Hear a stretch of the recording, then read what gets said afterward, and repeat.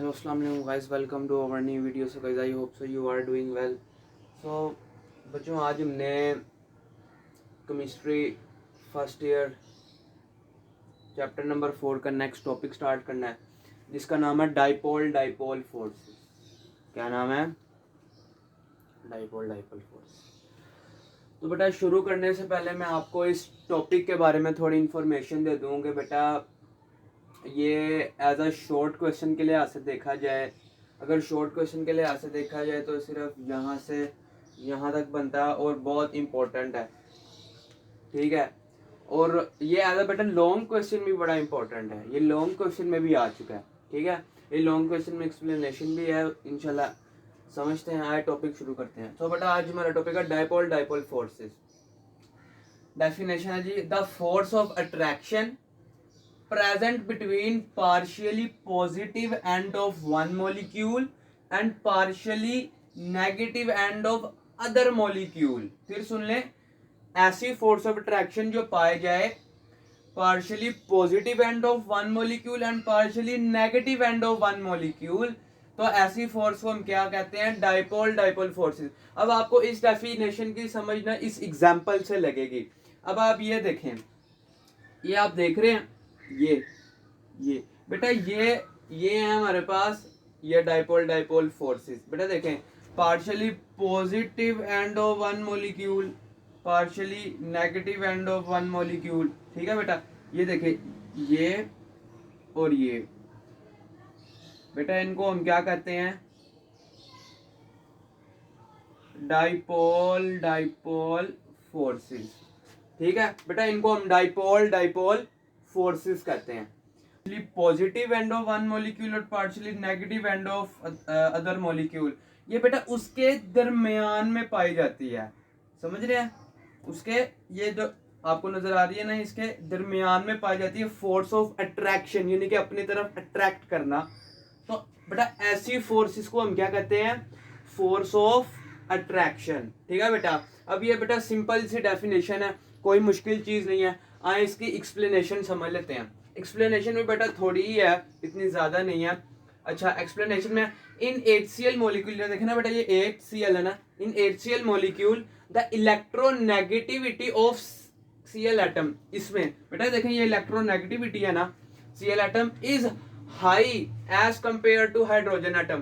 के बेटा वो कह रहा है कि जो इलेक्ट्रोनेगेटिविटी है ना Cl एटम में, वो ज्यादा है किससे? हाइड्रोजन एटम से, ठीक हो गया। Cl atom gets partially negative charge and ये पार्शियली बेटा नेगेटिव चार्ज है और उसके ऊपर पार्शियली पॉजिटिव चार्ज है। सो अब force of attraction is created. तो बेटा फोर्स ऑफ अट्रैक्शन इनमें, जैसे मैंने अभी आपको डेफिनेशन समझाया, फोर्स ऑफ अट्रैक्शन फिर पैदा होगी, क्रिएट हो जाएगी, which is known as dipole forces. तो बेटा इजी सी एक्सप्लेनेशन भी है और ये पूरा टॉपिक बेटा बहुत इजी है। इसी से मिलता जुलता बेटा डाइपोल इंड्यूस्ड डाइपोल फोर्सेस, वो भी डिस्कस कर लेते हैं।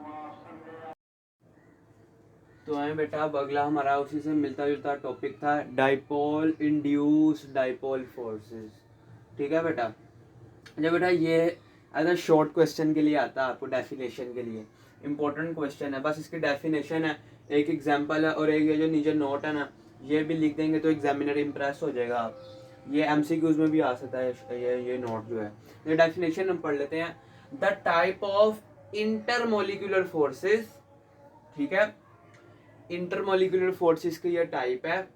फिर सुन ले, एक होती है इंटरमोलिकुलर फोर्स, एक होती है इंट्रामोलिकुलर। ये इंटरमोलिकुलर फोर्सेस की टाइप है, ठीक है, जो कि प्रेजेंट होती है permanent dipole and induce dipole के दरमियान, ठीक है बेटा। ये इंटरमोलिकुलर फोर्सेस की डेफिनेशन है, ओ सॉरी, इंटरमोलिकुलर फोर्सेस की ये टाइप है और ये कहाँ पर पाई जाती है?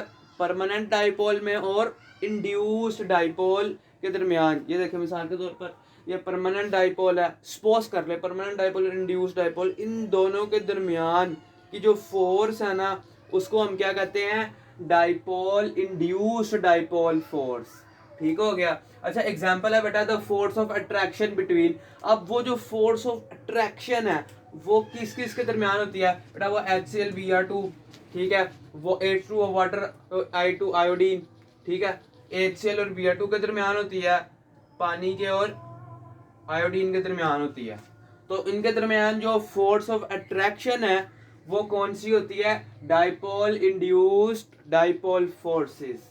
ठीक हो गया बेटा, कोई पीछे नोट है एक छोटा सा, it is present between polar and non polar molecules. ये पोलर और नॉन पोलर मॉलिक्यूल्स के दरमियान होती है। जैसे अब देखिए, जैसे बेटा पोलर और नॉन पोलर, इसकी एग्जांपल मिसाल के तौर पर आपको याद होगा चैप्टर नंबर 2 में हमने लास्ट लेक्चर में एक शॉर्ट क्वेश्चन देखा था कि why iodine is not soluble in water. क्यों? क्योंकि बेटा पानी जो था वो पोलर था, आयोडीन जो थी वो नॉन पोलर थी। अब ये जो है ना, ये इसके इस एज इट इज देख लें, ये पोलर है, ये नॉन पोलर है, यही वजह है कि ये दोनों आपस में हल नहीं हो सकते। और ये जो डाइपोल इंड्यूस्ड डाइपोल फोर्सेस हैं, ये पोलर सब्सटेंसेस और नॉन पोलर सब्सटेंसेस के दरमियान में होती हैं। आई होप सो बेटा आपको आज का लेक्चर समझ में आ गया होगा। बेटा आपको जो भी क्वेश्चन हो लेक्चर से रेलिवेंट आप पूछ सकते हैं कमेंट सेक्शन में। बाकी इंशाल्लाह कल का हमारा टॉपिक लंदन डिस्पर्सन फोर्सेस, कल का टॉपिक बेटा बहुत ज़्यादा इंटरेस्टिंग और बहुत ज़्यादा इंपॉर्टेंट होने वाला है। बाकी इंशाल्लाह बेटा कल के लेक्चर में मिलते हैं। अल्लाह हाफिज़।